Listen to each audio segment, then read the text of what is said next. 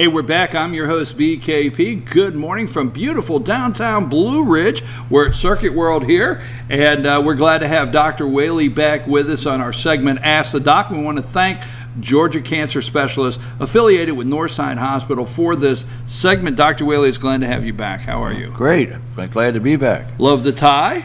Now, what's that for? I don't know. What is it for? You know what it's for? Now, yesterday was the National Day of Prayer, but go ahead. Okay, well, Wednesday was my first day back at work, and I wore this tie. And the ladies in my office said, "Now, why are you wearing that? Just because it's your first day back at work?" I says, "No, this is the 7th anniversary of a very significant event, May the 2nd, 2011. Wheels turning, wheels turning. Might have been May the 1st, but it was really May the 2nd. You got it over there, Amanda? What happened on May the 2nd, 2011? Well, I have no idea. They killed Osama bin Laden. We killed Osama bin Laden, yeah. And that was and they announced it on May the 2nd, late in the day, and then nobody knew whether it was the night of the 1st or it was the 2nd. He died. Do you really think we killed him? Because I heard he was working at a McDonald's in New Jersey. Yeah, I know. I'm joking. I'm joking. No. My wife, it's the same thing. Hitler lived down in Argentina for 75 years. No, joke. All right. We better. Anyway, so that was the 7th anniversary of a very significant event. So I brought it back today. I love the tie. Thank our military and thank our special forces and special operators. Yeah. I love the tie on any day. May I ask where you've been, sir? Okay, well, I went on a roots trip, really, with my 1962, it's a long time ago to graduate from college, classmates. There were about 60 of us, and we went down the Mississippi River from Memphis to New Orleans. Took a week. And most people went a day early to Memphis so they could go to Graceland, and we stayed a day late in New Orleans so we could go to the World War II Museum. That's been on my bucket list forever, and we got a chance to go through the battlefield at Vicksburg with a classmate of mine who writes Civil War books. We visited plantations. As I say, Jane got tired years ago of seeing Buddhist temples when we were in Cambodia, and she said, "I've seen enough plantations," but one of those plantations was owned by one of our classmates. So we got to go to the largest sugar plantation in the United States, and we saw stuff that's the real old South. I mean, it was really very interesting, and we were the only Southerners on the boat. So everybody else, they just couldn't believe what the plantation South was like.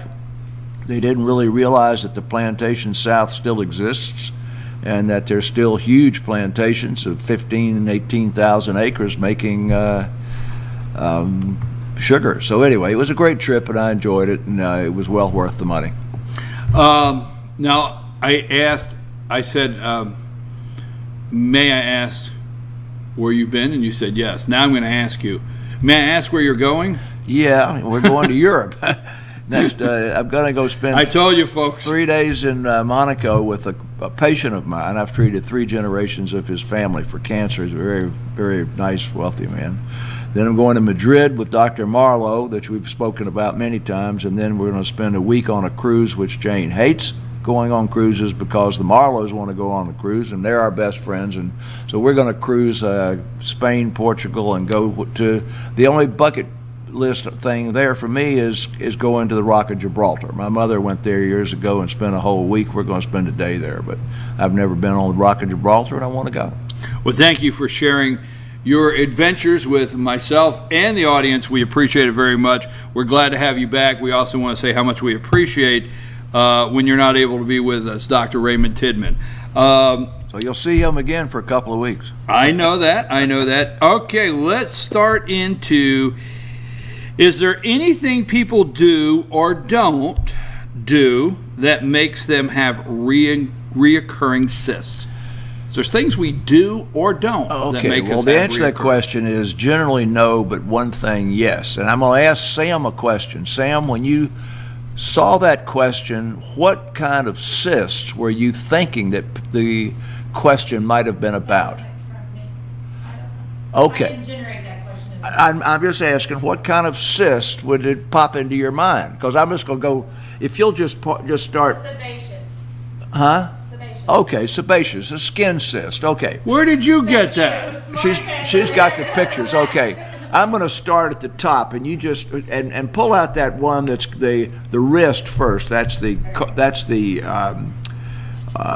ganglion cyst on the wrist. But if you just stop at the top of your head, we're going to show a picture of a scalp cyst. We're going to show a picture of a CAT scan showing a cyst of the thyroid. Women that are in the age group of our producers over here and are having children are very commonly will have a cyst in the breast when they're nursing or around the time of a menstrual cycle, and then the doctor will say it's a cyst, don't worry about it. And then as you just keep going down the list, we're going to show a ganglion cyst of a tendon. We're going to show a cyst of a kidney. And there are cysts of ovaries that women get during their menstrual cycle. So the answer to that question is, what kind of cyst are you really talking about?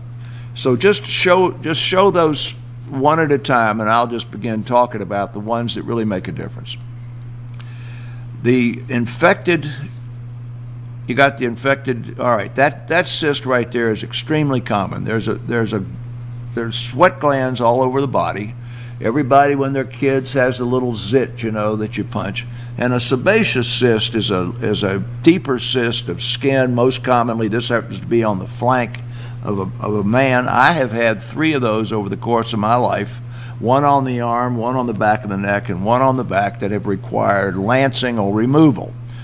And those cysts are extremely common, and over the course of your life, I would say roughly 50 to 70% of people will have one.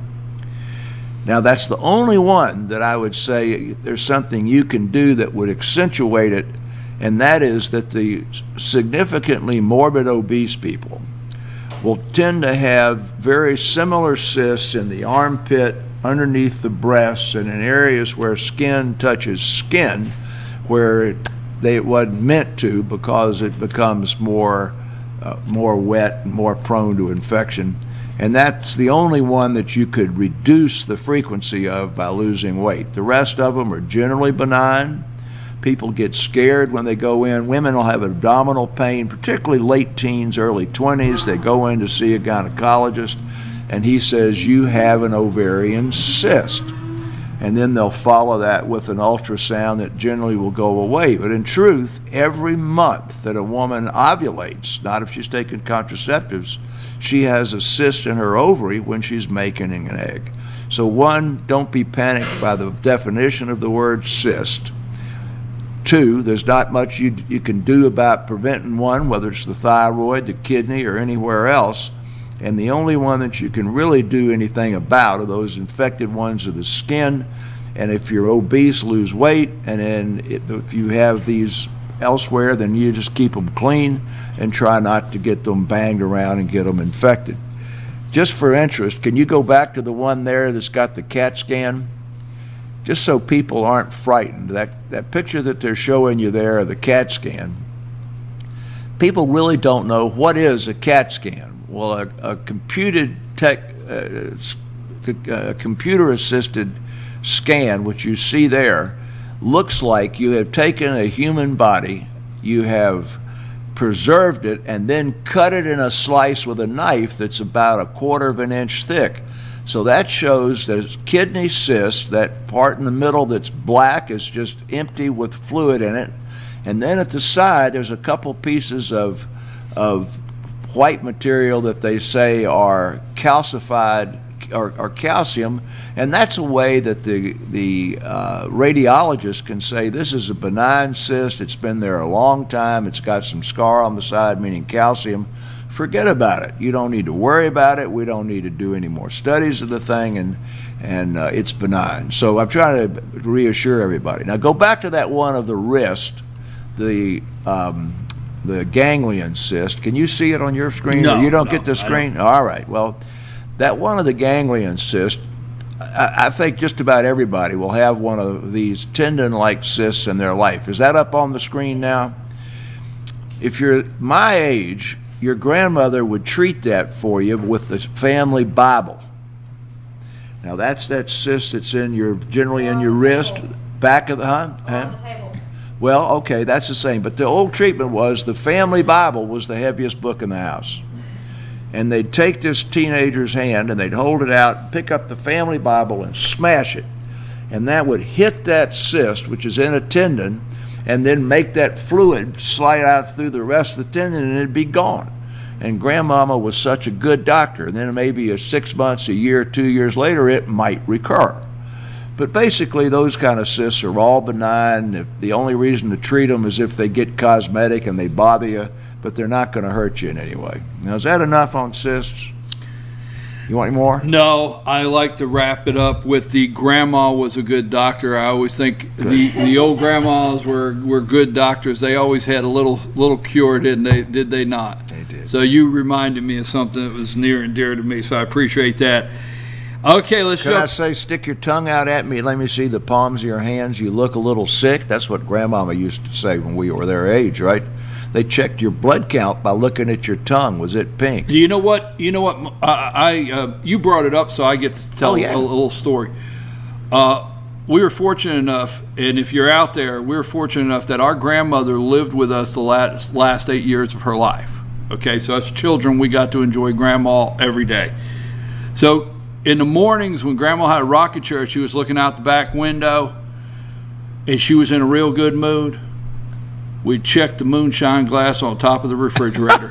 Anyhow, our next question. Well, see, that's how I draw you into the Ask the Doctor That's actually program. a very true story. Grandma got up. Grandma in a good mood. Somebody check that moonshine on top of the refrigerator. Did I say that on TV? Yeah, that's all right. All right, that's okay. You're allowed to say that downtown. All right, let's move.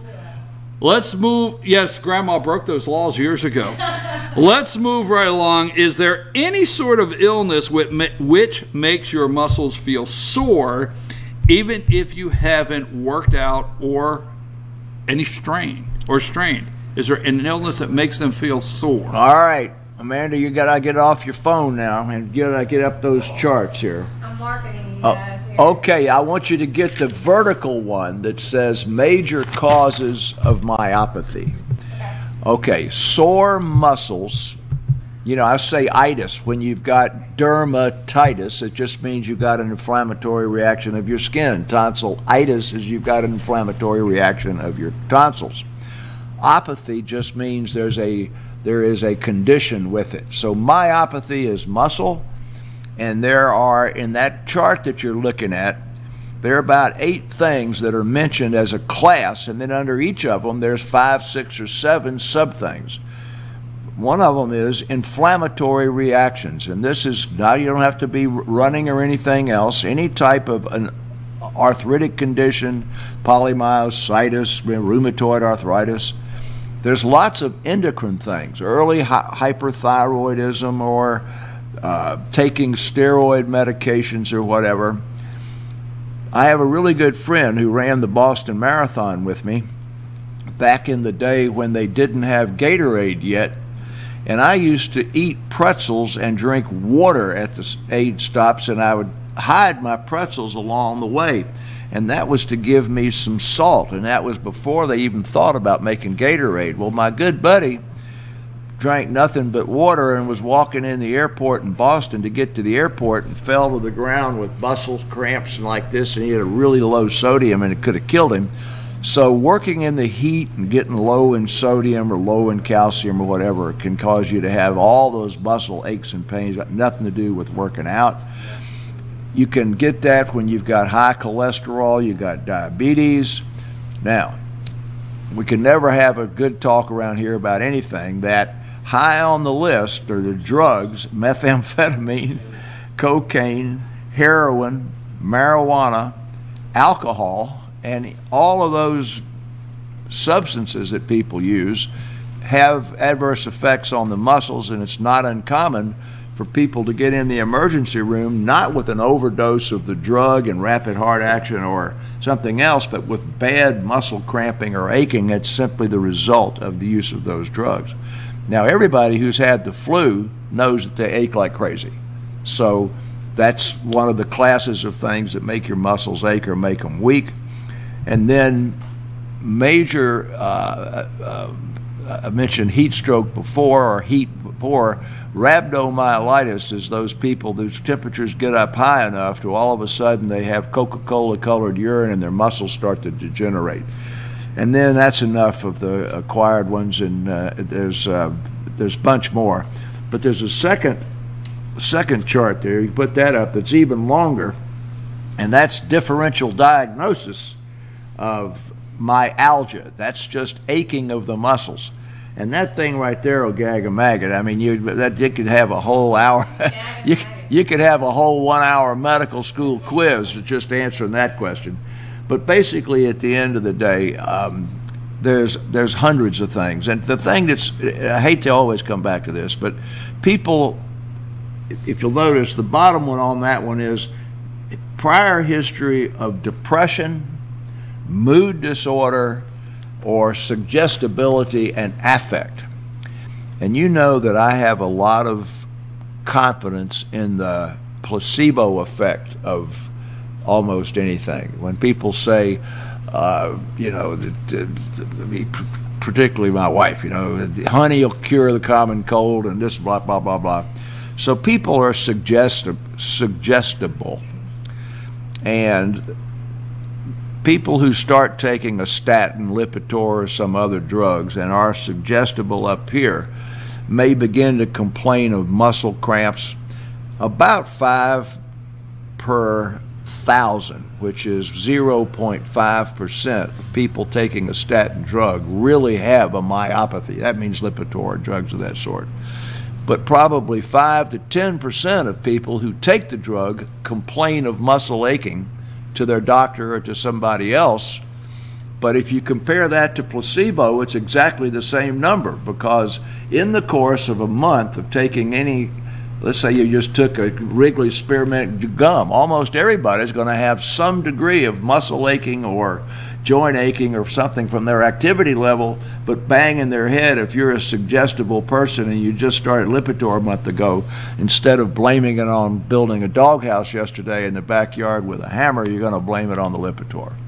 So that's sort of the easy way of explaining how people hurt with taking the drugs. Is that enough? That's enough. That ought to get you. Now, that's more than you wanted, right? Now, a reoccurring question, but in a different way. Every week we have a question that pertains to pollen, and I certainly understand the audience, and every week there's a question surrounding pollen. I understand that because there is different effects. It affects everybody a little different, and we're going to let you answer that. But our pollen question of the week, as we would call it, is it possible for pollen allergies to affect my hearing? Reason being, I've noticed I have difficulty hearing, but not all the time. Well, the short answer is yes. I have difficulty hearing, but not all the time. I have difficulty hearing all the time.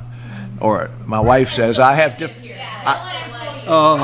difficulty hearing when my wife talks to me. She says it's selective. Well, anyway, the answer to the question is basically yes. And I went back to the thing a few weeks ago about when you're going up and down a mountain and you've got a common cold and you keep popping your ears. So that's the same physiology. But I think a week or two ago it was about the eyes, and I've been hammering on. We've got great primary care doctors up here, but the thing I've really forgotten to mention is this is the time when you really need to, when you go to the pharmacy and it says, do you have any questions for your pharmacist?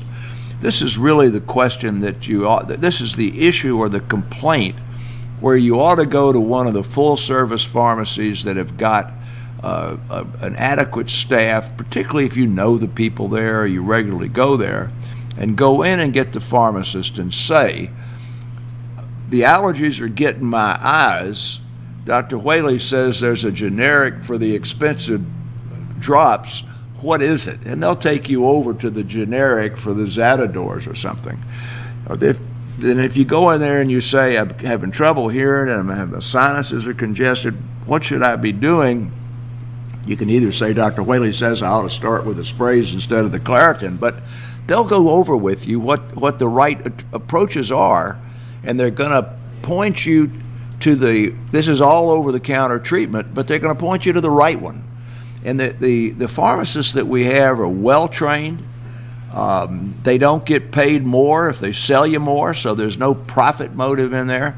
As I've always said, to a hammer, everything's a nail. So if you go to an allergist with this kind of stuff, you're going to end up with $1,000 worth of allergy tests, a bunch of allergy shots, when you really ought to have a little nasal spray. So I just want to emphasize the fact that in our community, we've got good pharmacists. Maybe you can get them to advertise. You ought to go play this for them. But we've got good pharmacists. Ask them the questions. And yes, it is very common for allergies this time of year to affect your hearing. You might not be blowing your nose, you might not have running of the eyes, but there's so many different parts of the airway, from the front where your nose runs, to the sinus where it drips down the back of your head, to the eustachian tube where it runs runs down to where you have to pop and you can hear, and then to your tear duct. So this thing can affect any part of the mucosa, from the eye, the tear duct, the front of your nose, the middle of your nose, the back of your nose, or the part that runs to the ear. And we're going to have this until October, and we'll probably have 10 more questions between now and October. Well, you know, let me say, let's continue with your conversation in hearing. How unusual if you're losing your hearing, which, by the way, for those of you out there that are concerned that I may have an omission at this time of losing my hearing, that's not what's happening. But if just wanted to clear that, a little programming note. Okay. But how unusual is it, and what are some of the percentages of, like, 1 ear, 2 ear? Do you lose hearing the same, or can it be like that? Well, first of all, most commonly it's the same, but it can be dominant one ear or the other, generally due to environmental or infectious factors. When you have kids that get ear tubes, they can have, and that's where it all begins, is with repeated ear infections as a child, adolescent, or whatever. And a lot of times, if a guy's got a deviated nasal septum or something, he'll have more infections in one ear than the other. So that can be asymmetrical. We have so many people up here who hunt all the time and who have their shotgun on one shoulder. They actually are getting more noise in that ear than they are in the other. People will talk on the telephone with one hand versus the other. So if they have sound fatigue from being constantly bombarded because their earpiece is in one ear only, it can be asymmetrical. But generally, as we age, it's symmetrical. And the other thing that happens is we're here in this fancy electronic place, JR. They have all this high fidelity stuff. JR, are you listening to me? Yes, sir. All right, I don't want to put rain on your parade, but they've got all this stuff in here that goes to 20,000 cycles per second in the sound, you know, right. Surround sound and stereo and everything. Old people like you and I don't hear much over 3,000, 5,000 cycles a second. So when you begin to lose your high frequency hearing as you get old, that's in both ears. And when you get a guy who's finally got some dough like Rick over there, and he can go out and buy home theater, you know, and the big TV like that one over there, and a surround sound and everything, and he goes in there and says, this thing here will make you can feel the bass in your feet, and gets the sound up to 20,000 cycles a second. He's BSing you because he can feel the bass in his feet. Yeah, he'll be here in a minute doing that. He ain't hearing 5,000 cycles a second or greater. But anyway, point I'm making. Okay, you do lose that. No, the reason is yeah. I feel the ear that I use my phone on the most is dominant, and this one's not. That's how I just feel that way. Maybe true. Yeah. Tell him not to stay on the phone so often. Go to Costco and get you a hearing test. Yeah. But then, you know, it just seems dominant here. So I have gotten to where when I'm talking to somebody, I don't look directly at them. I'll stand next to them like this so I can hear you. But if I was to go like this, it means I don't care what you have to say. Anyhow, that was me. Was that me? You have admitted. Did I say that? Yeah, but in the past. It was a joke. Yeah. You just admitted that you can't hear on one ear. But he has said in the past that he's had allergies and stuff. So he may have a deviated septum and worse. And has had worse ear infections on the right, not the left. But here's the good news. At my house, my chair is here, and Lisa's chair is over here. So this is the ear that I'm not able to hear as well. Okay, it's just right. But then she makes sure she speaks loud enough to me at times to where I hear her loud and clear. You know what I'm saying? I do. I think wife we should tells end me I the mumble. hearing. I think we should end the hearing segment of this show. I think you should stop. Yeah, right now. Done. All right. I think we had enough fun. All right. How about you, Dr. Whaley? What do you have as a closer this morning? Okay, I got some really. Everybody stop and listen. Yesterday, the CDC said throw out all romaine lettuce in the United States. Grocery store, everything else. And I was eating romaine lettuce on Wednesday. Yeah, and Rick invited me over for some, and I was wondering what's up with that. And I think I had romaine lettuce at a doctor's house the other day who grew it in his own yard. It came out of his. Okay, you can eat that, but you cannot buy romaine lettuce anywhere and eat it. Just forget it and throw it away if you got it. That's the first one. The second one is that they've reported some very serious cases of norovirus from raw oysters. And I know a lot of us like raw oysters. And it's very difficult to know where those oysters came from when you buy them in the grocery store, because they'll say these are West Coast oysters or these are Apalachicola oysters. You don't know. Right this minute, you probably ought to avoid eating raw oysters, because there are reports from about 13 to 14 states of the norovirus associated with it, and you need to stay away from it. Does that include Rocky Mountain oysters? No, that would be fine. And then there's actually been a couple of deaths now from the E. coli from the romaine lettuce. And lastly, it was reported yesterday, and this is our expert panel. You can quiz them on this. There's been a big study that was just reported. It came out of Sweden, that sexual activity is important to the older generation and the elderly. Well, I think we have several gray heads in here, and that adolescents and young people like our producers begin to think that people as they get older lose interest in intimacy. And really that this was this article. This is going to tie in oysters somewhere? No, I might. But I'm wondering where. Okay. What track did this go on? This was pitched at the medical community to encourage physicians to discuss this with their patients that are over age 60, because the people that are over age 60 are said to be uncomfortable with bringing it up to their physician. So when they asked people that were over age 60 about being sexually active, 50% of men said that sexual activity was important to them and they were sexually active. The number of females was down to 12, but the reason was that the men are in relationships because men are dying and the women are widows or whatever, if you understand what I'm saying. So as you get older, you're losing a lot of men and the women are still alive. So it's not that either one of them lose interest, it's just that the husbands die off and the women are left without companions. So that's why the medical community is encouraged. They all, as a matter of fact, it's a requirement in the pediatrics and young adults that they ask about sexual activity in young people, because they want to get them vaccinated against HPV and all that. And people stop talking about it when you get to people our age. And this is just an encouragement for people our age to feel free to talk to your doctor about it, and then ask the primary care docs to be aware of it and bring it up. So that's the last one. Thank you, Dr. Whaley. I'm just sitting here wondering what we did not cover this morning. We got it. I mean, we covered it, right? Yeah, but we got to make up for a couple of weeks of absolutely, joking. I'm gone, absolutely. You know? Thank you very much, Dr. Whaley. Thank you for this segment.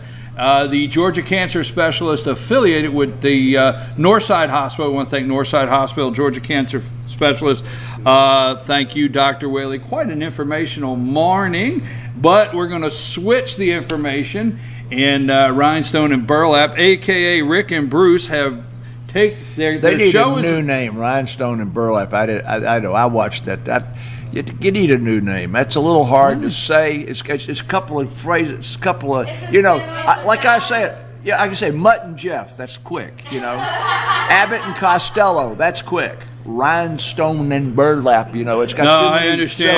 syllables. We'll work on I that. mean, there was Martin Lewis. Yeah, how right. about Mo and Joe or something? I mean, really. Fred and Larry. Fred We and Larry. got to go. We'll be back right after this with, I don't know, Rick and Bruce. We'll go with that. That's good. Right after these messages. Thank you, Dr. Whaley.